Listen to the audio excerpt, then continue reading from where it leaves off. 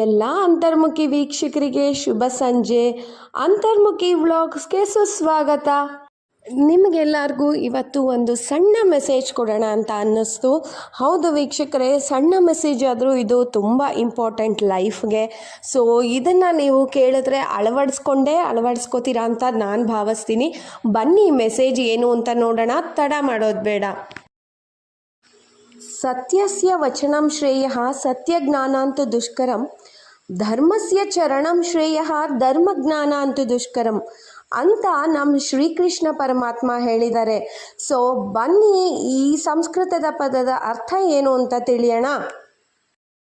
ಈ ಕಲಿಯುಗದಲ್ಲಿ ನಾವು ಅನ್ಕೋತೀವಿ ನಾನು ಸತ್ಯನೇ ಮಾತಾಡ್ತೀನಪ್ಪ, ಸೊ ನನಗೆ ಪುಣ್ಯ ಸಿಗುತ್ತೆ ಅಂತ.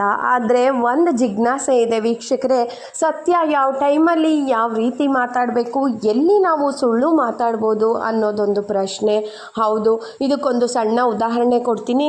ಒಬ್ಬರು ಋಷಿಮುನಿಗಳು ತಪಸ್ ಮಾಡ್ತಾ ಕೂತಿರ್ತಾರೆ. ಅಲ್ಲಿ ದರೋಡೆಕಾರರು ಒಬ್ಬರನ್ನ ಅಟ್ಟಿಸ್ಕೊಂಡು ಹೋಗ್ತಾ ಇರ್ತಾರೆ. ಸೊ ಆದರೆ ದರೋಡೆಕಾರರಿಗೆ ಆ ಅಟ್ಟಿಸ್ಕೊಂಡು ಹೋಗ್ತಾ ಇರೋ ಮನುಷ್ಯ ಮಿಸ್ ಆಗಿ ಹೋಗ್ತಾನೆ. ಆ ಮನುಷ್ಯ ರೈಟ್ಗೆ ಹೋಗ್ತಾನೆ. ಆವಾಗ ದರೋಡೆಕೋರ ಋಷಿಮುನಿಗಳನ್ನ ಕೇಳ್ತಾನೆ, ಇಲ್ಲಿ ಒಬ್ಬ ಮನುಷ್ಯ ಬಂದನಲ್ಲ, ಎಲ್ಲಿ ಹೋದ ಅಂತ.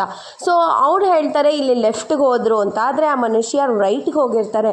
ಇಲ್ಲಿ ಏನು ಅಂದರೆ, ಇಲ್ಲಿ ಋಷಿಮುನಿಗಳು ಸುಳ್ಳು ಹೇಳಿದ ನಿಜ ಆದರೂ ಬಟ್ ಅವ್ರು ಮಾಡಿದ ಕೆಲಸ ಒಳ್ಳೆಯದು ಅಲ್ವಾ, ಒಬ್ಬ ಮನುಷ್ಯನ ಜೀವ ಉಳಿಸಿದ್ದಾರೆ. ಸೊ ಇಲ್ಲಿ ಸತ್ಯ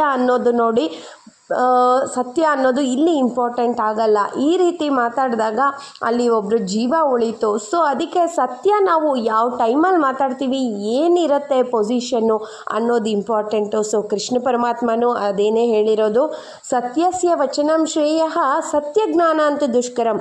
ಸತ್ಯ ಹೇಳೋದ್ರಿಂದ ಒಬ್ಬರಿಗೆ ದುಷ್ಪರಿಣಾಮ ಬೀಳಬಾರ್ದು ಅನ್ನೋದನ್ನು ನಮ್ಮ ಶ್ರೀಕೃಷ್ಣ ಪರಮಾತ್ಮ ತಿಳಿಸ್ಕೊಟ್ಟಿದ್ದಾರೆ.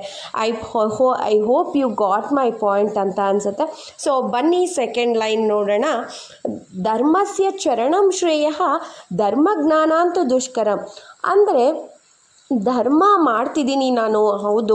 ಸೊ ಏನು ಧರ್ಮ? ದಾನ ಧರ್ಮ ಮಾಡ್ತೀನಿ ನಾನು. ಇವತ್ತು 1 ಲಕ್ಷ ಆ ಟ್ರಸ್ಟಿಗೆ ಕೊಟ್ಟೆ, 2 ಲಕ್ಷ ಈ ಟ್ರಸ್ಟಿಗೆ ಕೊಟ್ಟೆ, ಹೌದು ಒಳ್ಳೆಯದು. ಬಟ್ ಅದು ಎಲ್ಲಿಗೆ ಹೋಗ್ತಾ ಇದೆ, ಅದು ಕರೆಕ್ಟಾಗಿ ದೇವರ ಕೆಲಸಕ್ಕೆ ತಲುಪ್ತಾ ಇದೆಯಾ ಅನ್ನೋದೊಂದು ಪ್ರಶ್ನೆ. ಇದು ಒಂದು ಸಣ್ಣ ಎಕ್ಸಾಂಪಲ್ ಕೊಟ್ಟೆ ಅಷ್ಟೇ ವೀಕ್ಷಕರೇ, ದಯವಿಟ್ಟು ಅನ್ಯತಾ ಭಾವಿಸ್ಬೇಡಿ. I think you all got my point ಅನಿಸುತ್ತೆ. ಕೃಷ್ಣ ಪರಮಾತ್ಮ ಹೇಳಿರೋದು ಸೊ ಅದೇನೆ, ನೀನು ಧರ್ಮ ಮಾಡು, ಬಟ್ ಆ ಧರ್ಮದಿಂದ ಏನು ಒಳಿತು ಅನ್ನೋದನ್ನು ಯೋಚನೆ ಮಾಡಿ ಮಾಡು ಅಂತ ನಮ್ಮ ಕೃಷ್ಣ ಪರಮಾತ್ಮ ಹೇಳಿದ್ದಾನೆ. ಹೋಪ್ ನಿಮ್ಗೆ ಅರ್ಥ ಆಯಿತು ಅನಿಸುತ್ತೆ. ಸೊ ಇನ್ನೂ ಸಬ್ಸ್ಕ್ರೈಬ್ ಮಾಡದೇ ಇದ್ದರೆ ಸಬ್ಸ್ಕ್ರೈಬ್ ಮಾಡಿ, ಲೈಕ್ ಮಾಡಿ, ಶೇರ್ ಮಾಡಿ. ಹ್ಯಾಪಿಯಾಗಿರಿ, ಖುಷಿಯಾಗಿರಿ, ನಗ್ತಾ ಇರಿ.